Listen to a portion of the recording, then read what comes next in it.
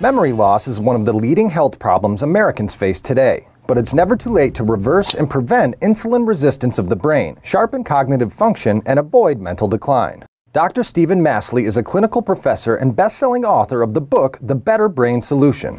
Thank you for having us, Dr. Masley. I'm delighted.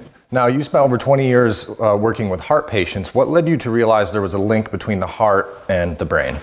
Well, in my clinic, we measure 100 aspects of aging, including brain speed, memory, and cognitive performance. And we compare that with the food you eat, the nutrients you get, your fitness, and your stress management. Dr. Masley found that lifestyle has a large impact on a person's cognitive performance. And we've done randomized trials and showed that when people add the right lifestyle choices, their brain improves. They literally increase their brain speed by over 25%. Insulin resistance, or prediabetes, is the #1 cause of memory loss and heart disease today. So insulin's the hormone that helps you store energy. It pushes your energy into the cells. Okay. But the problem is, if you eat too many refined carbs, too much sugar, too much flour, your cells fill up with energy. They can't hold anymore. They become insulin resistant.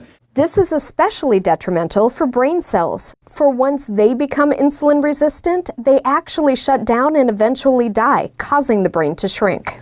And so you have an array of things in front of us that apparently are, what did you say, the 12 foods that will help with memory? Yeah, these are the 12 foods that will really nourish and support your brain. And we do want to get rid of sugar and flour, but there's still wonderful foods we can add. We have plant pigments like green leafies in particular. If you eat 1 cup of green leafies a day, your brain's literally 11 years younger than someone who doesn't. 11 years. Wow. Beets, black beans, berries, and dark chocolate all protect our brains from aging and improve brain functions. And is there really a huge difference between organic and not organic? Well, the most important things are your meat and poultry, dairy. That's where most pesticides come from. And think of the Dirty Dozen list. The Dirty Dozen is a list of foods that have the most pesticides, making them the most toxic, including blueberries, strawberries, apples, cucumbers, bell peppers, and potatoes. These are the foods that you should focus on getting organic. We also want smart fats. We want olive oil and cooking with avocado oil and wild salmon and nuts and the eggs, as long as they're cage-free, organically fed eggs, those are really good fats. Our brain is 60% fat by weight. We need them. Italian seasoning and curry spices, rosemary and turmeric all block inflammation and help protect the brain from aging. People who eat lots of curry spice and rosemary have the lowest rates of memory loss on the planet. The pigments from beverages like red wine, coffee, and green tea can also help protect the brain, but have to be taken in moderation. And what about kimchi? Well, probiotics. We do want, if you support your gut, you actually protect your brain. There's a huge gut-brain connection. So yogurt, kefir, sauerkraut, something each day. So we're talking a lot about raw foods out here, but I guess the question is, how should we be cooking the foods if we decide not to eat them raw? Well, when you're sauteing it or baking it, it's really not an issue. The only thing you have to be careful about is grilling, because grilling, it's very high heat, and that fat drips down out of the meat and hits the flame, and then it vaporizes and you get heterocyclic amines. Those are carcinogens. If you are going to grill, marinate foods in an acidic solution like teriyaki, Italian dressing, orange juice, lemon juice, or vinegar. Sear it and it prevents the fat from dripping out. That's why restaurants marinate before they grill. Okay. I don't think they're concerned about the heterocyclic amines, but they don't want your meat and poultry and fish to dry out. And one of the other things we forgot to mention when you're cooking, stay away from the plastics. Well, you don't want to cook with any plastic or saran wrap. Yeah. Yes, much better use glass, stainless steel, neutral materials that aren't going to add chemicals to your food. I mean, it's something as simple as water. We were talking before we started filming, and you were mentioning that people should stay away from the plastic bottled water. And I thought, oh no, because my whole routine as of late has been grab and go.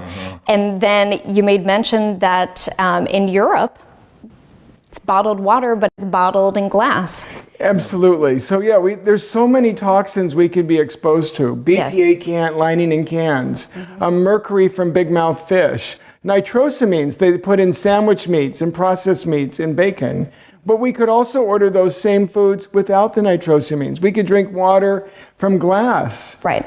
Or we could get RO water and put it in a stainless steel bottle. Now I see you just have salmon out here because of the health benefits, Yes. but say somebody is more of a meat eater, what are their options? Well, I'd like I don't it to like be seafood. clean. So that would be like grass-fed beef or cage-free organically raised poultry or eggs. What you don't want is get something from a feedlot that's been raised on pesticide-enriched food and it has all those pesticides and hormones. That we don't want. In some places, animals are allowed up to 6 different types of growth hormones per day. With probiotics, we're telling people to have them on a routine basis, but especially if somebody's sick and they're taking antibiotics, that kills the good bacteria. Well, yes, hopefully no one's taking antibiotics for a cold, but if you're on an antibiotic because you have pneumonia or some serious infection, you really don't have a choice. And there we're looking at the food's not going to cut it to support that. It's about, Right. You're going to really need a more potent pill that you would take for 2 to 3 months to rebuild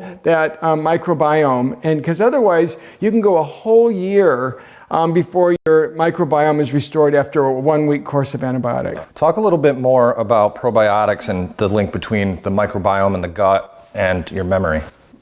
Well, there's a big connection between your gut bacteria and whether you're inflamed or not. And a lot of the neurotransmitters that we use in the brain are produced in the gut, like serotonin, very important for the brain.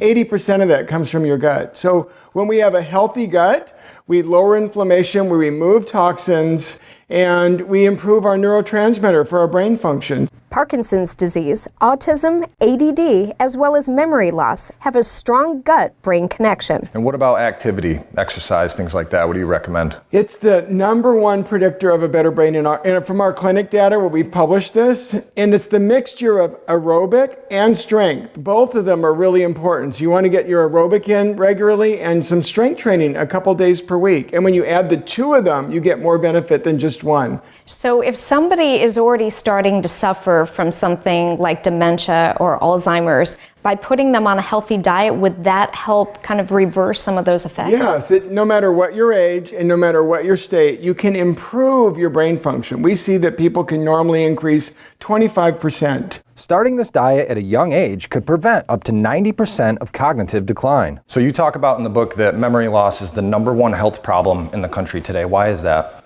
It's the most expensive disease we have. We spend more money treating memory loss than we spend for heart disease or cancer. Wow. And it's going to double in the next 12 to 15 years. So the rates are going up as people eat too much sugar and refined carbs. The book talks a lot about stress as well. How does that affect the brain? Well, if a little stress on occasion is good for you. It gives you purpose and challenge. But if you're stressed every day, your cortisol levels go high.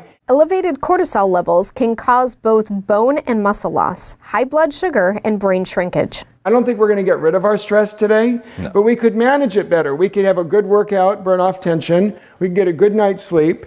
And 10 minutes of meditation a day has a major impact on lowering cortisol. I saw a study that said that most Americans don't get nearly enough sleep. Well, and it's the quality of the sleep too. So we want to wake up rested. Dr. Masley recommends avoiding blue or white light before bed. Red sunglasses while looking at your TV or cell phone can help you fall asleep faster and get a better night's sleep. Is it true that I've always heard that once like a brain cell or a neuron dies, it's gone for good, right? That was the old thinking. We now realize there's more neuroplasticity than that, and that Really? we can regenerate. We can grow our brain.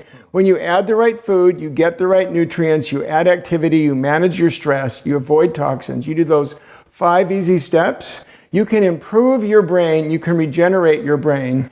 It's just getting started, and there's no time like today. If you have a brain, you need the Better Brain Solution program. By following Dr. Stephen Masley's clinically proven diet and exercise routine, you too can avoid memory loss and discover the better brain solution. Thank you very much, Dr. Stephen Masley, for having us here in your home to discuss what foods can keep our brains the healthiest and kind of ward off dementia and Alzheimer's. Well, thank you for coming. This is a big opportunity for people to be sharper, quicker, more productive, and prevent the scariest disease today, memory loss. It certainly is. Thank you so much. Thank you.